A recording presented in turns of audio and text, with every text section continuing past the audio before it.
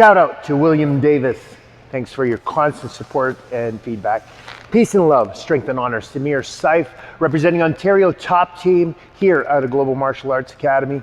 And my man had a great question. He said, what about the vitals in boxing? What do you go for? I think.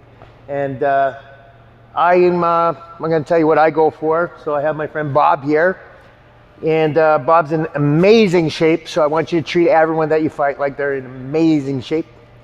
And the first vital I go for is the liver. So all human beings, as we know it so far, liver is going to be found on the right side. Then the spleen is going to be found on the left side.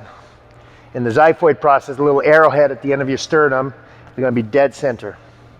So now that we know that, that's constantly what I'm going for. I'm very specific. Those are the vitals. We're looking for the body to shut down. The body tends to shut down when an organ ruptures, or it's being bruised or hurt, or it's internally bleeding. Your body contracts, the ribs pull in, and it doesn't allow you to breathe, so that there's no pressure against those organs, just how your body works.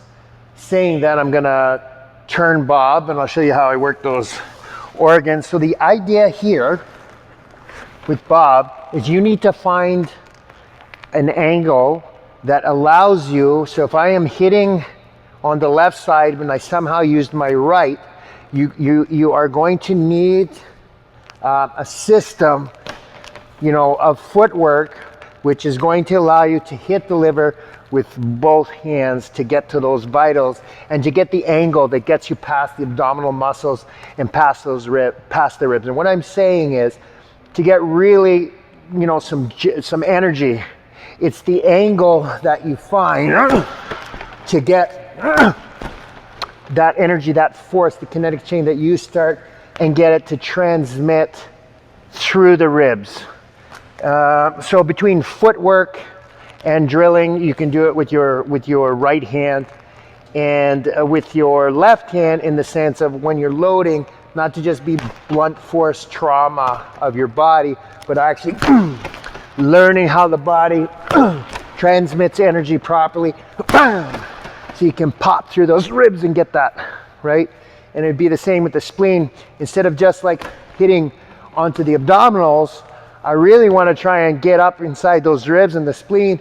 And sometimes you can drop, step, or like with footwork, when you're moving, get it with the opposite hand, which a lot of boxers don't do.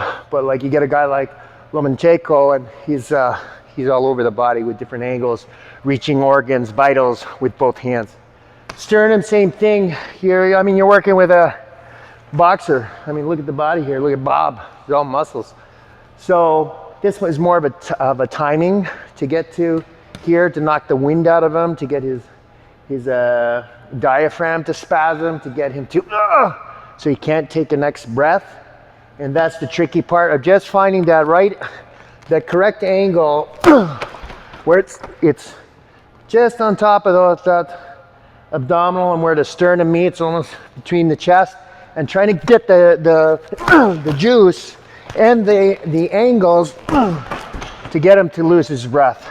And those would be the three vitals or focus points that I would do on the body. And in the head, it's real easy. I actually go on an L.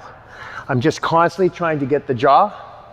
I mean, you can punch someone here in the face and break their nose and blunt force trauma, but we see those punches coming. We can brace for them. But on the here, you have like the temple, the mandible, like your jaw, and that knockout point. So I actually actively try when I'm punching, not to be random, but to actually pop, pop, pop. I try to catch chin and jaw and ear. And with the kidneys, well, they're illegal, so I'm not even gonna do a video on how to attack the kidneys. You think about it. Peace and love, strength and honor. Samir Saif, representing Ontario top team here out of Global Martial Arts Academy. Keep asking me questions, keep commentating, let's have discussions. Please subscribe, touch the notification bell, and we'll grow together. Pow!